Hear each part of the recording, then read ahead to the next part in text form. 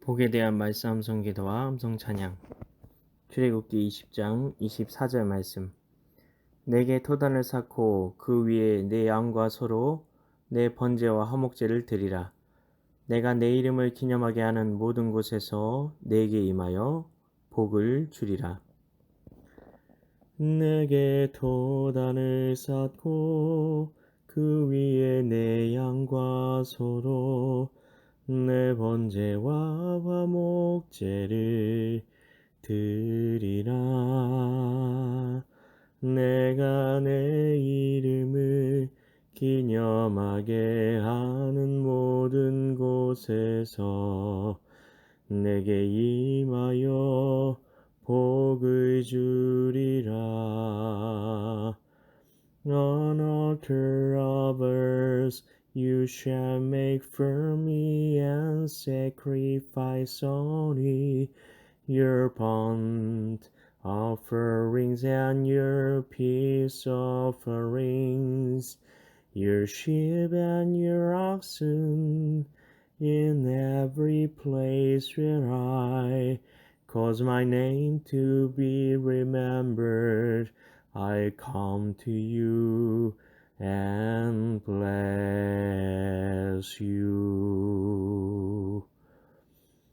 Exodus chapter 20 verse 24. 말씀 기도입니다. 하나님 아버지, 신의 산에서 십계명을 주신 뒤에 구체적인 삶의 가이드라인을 주고 계신 이야기입니다. 하나님께서는 토단을 쌓고 양과 소로 번제와 화목제를 드리라고 하십니다. 이스라엘 백성들은 예배를 성소에서만 드릴 수 있는 것을 아는데 이게 무슨 말일까요? 나중에 곳곳에 편의적으로 산당을 만들어서 예배를 드리려고 했던 것 때문에 하나님이 진노하셨던 이야기가 성경에 계속해서 나오고 있는데, 토단을 만든다는 것은 자신이 임의적으로 제단을 만들어서 예배를 드릴 수 있다는 말씀을 하시는 것일까요? 23절에서 신당을 만들지 말라는 말씀은 여러 사람들에게 하신 것이 맞습니다. 그러나 24절에 토단을 쌓으라는 것은 한 개인에게 하신 말씀입니다. 그렇기 때문에 여기에서 토단을 쌓는 것은 영적인 지도자인 모세에게 하신 말씀이라는 것을 알 수 있습니다. 그래서 그 뒤에 바로 이어지는 말씀은 단 위에 모세가 올라갈 때 계단을 통해 올라가지 않게 하여 하체가 보이지 않게 하라는 말씀이었습니다. 그렇기 때문에 이 말씀은 모세에게 하신 말씀이었습니다. 이 말씀을 잘못 이해하면 우리가 가는 곳 어디에서든 예배를 드릴 수 있고, 꼭 정해진 곳에서 예배를 드리지 않아도 하나님은 별 상관하지 않으신다고 생각할 수 있습니다. 그러나 이 말씀은 일반 성도들에게 주신 말씀이 아니기 때문에 영적 지도자인 목사님의 관점에서 해석해야 합니다. 당시에는 모세와 아론이 영적인 지도자였고, 구약시대에는 제사장들이 영적인 지도자의 역할을 감당했습니다. 그런데 어떤 분들은 우리 모두 다 만인 제사장이 아니냐고 하면서 목회자가 있어야 할 성경적인 근거가 무엇이냐고 말하는 경우도 있습니다. 그러나 예수님께서 오셔서 하신 일이 무엇이었습니까? 사역을 시작하면서부터 12명의 목회자를 세우는 것이었습니다. 그리고 예수님께서 승천하신 이후에 세워졌던 초대교회에도 지도자 회의가 있었고, 맨 처음 예루살렘 교회의 담임 목사님이 예수님의 동생 야고보였던 것을 기억해야 할 것입니다. 그리고 바나바가 했던 일도 새로운 리더십들을 세워나가는 것이었고, 바울도 디모데를 목회자로 세우려고 했던 것을 우리는 기억해야 합니다.